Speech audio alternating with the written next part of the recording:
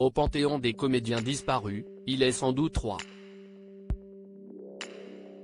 Le vendredi 29 juillet 2022, la France regrette 15 années, déjà, sans Michel Serrault.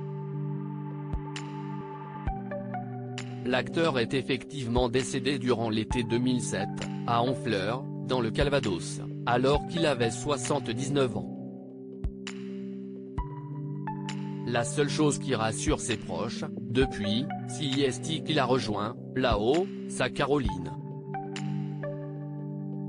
Sa fille, âgée de 19 ans, avait succombé bien avant lui à un terrible accident de la route.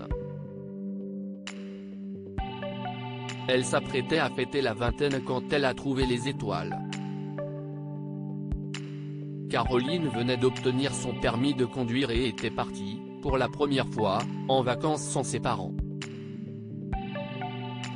Sur la route, elle s'est retrouvée face à Guy G. Jeune chauffard de 21 ans accompagné de 2 amis. Tous 3 poursuivis par la police.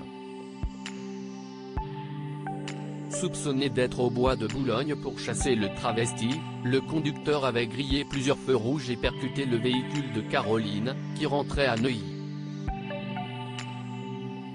Elle est morte sur le coup. J'avais besoin de travailler immédiatement pour fixer mon esprit sur quelque chose d'extérieur face à l'épreuve. Michel Serrault s'était enfermé dans le silence et dans le travail. Dès le lendemain, le comédien prenait le tournage des Folies Offenbach, pour la télé, puis montait sur les planches du théâtre du Palais Royal pour jouer le rôle de Zaza Napoli dans La Cage aux Folles. Ce soir-là, personne n'a ressenti sa détresse, et pourtant, il était très marqué par ce deuil insoutenable.